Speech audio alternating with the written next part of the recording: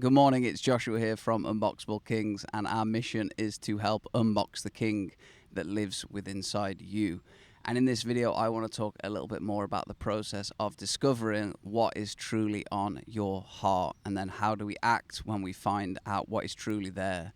Because as you start this unboxing process and you start to remove the walls around you that are keeping you small, keeping you mediocre, keeping you feeling like a life that isn't worth living, as you start to take those down, you're going to be spending more time looking at who you truly are. And eventually you are going to realize that there is something on your heart, a action, a thought, a belief, a mission, a purpose that is unique to you.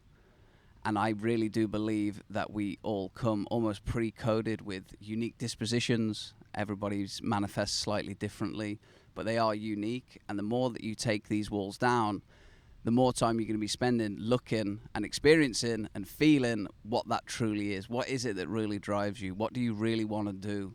How do you really want to spend your time? What is your purpose? What is your mission? And what I notice in my experience and in the experience of other men that I've worked with is that we have the propensity to reject this, what is on our heart. We judge it, we mock it, and ultimately we run away from it.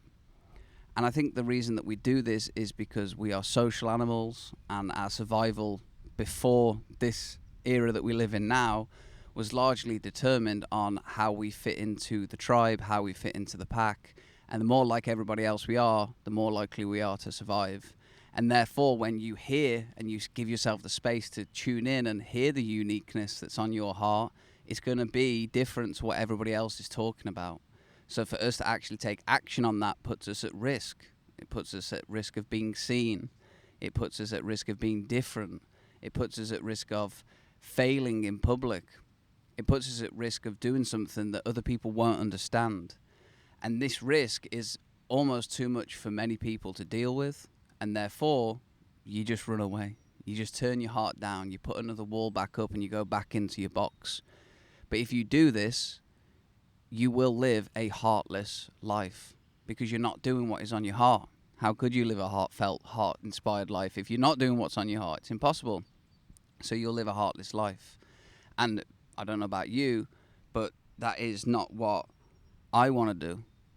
Because if we can tune in to our heart's calling, instead of running away from it, there is a world, a reality of infinite abundance and opportunity. It's almost like there's this test that we get given as men.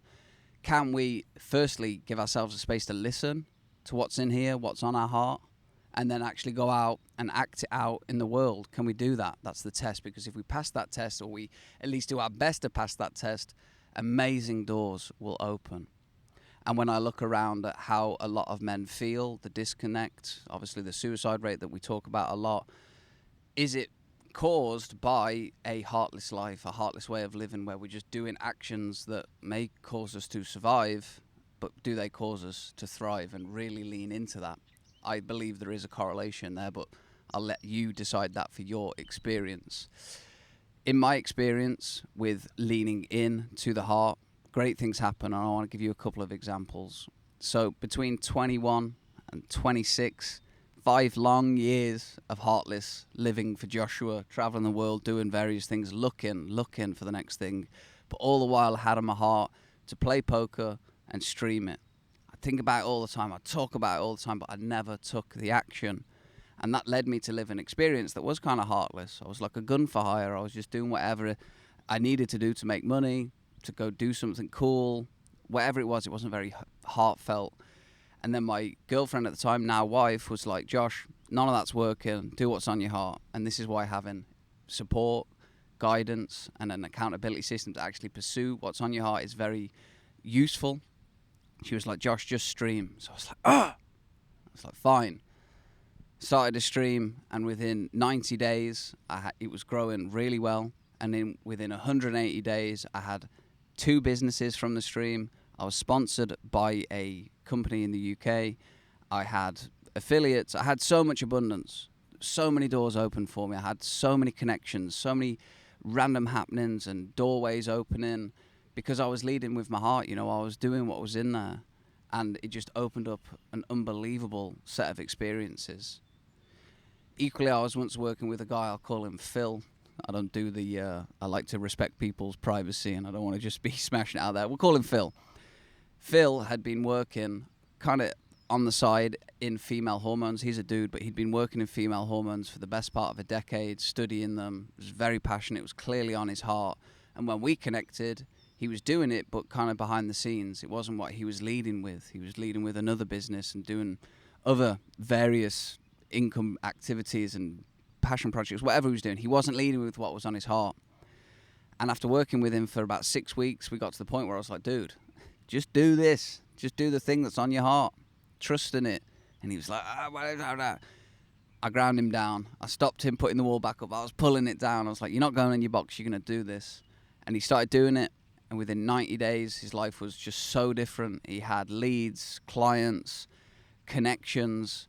He had one person join his offer that then connected him to a group of 90,000 ideal clients, which is, if you understand the numbers of business, that is absolutely preposterous. His group was growing and is continuing to grow organically. He doesn't run any adverts. And it's because he's opened up his heart. He took on the fear. He overcame it.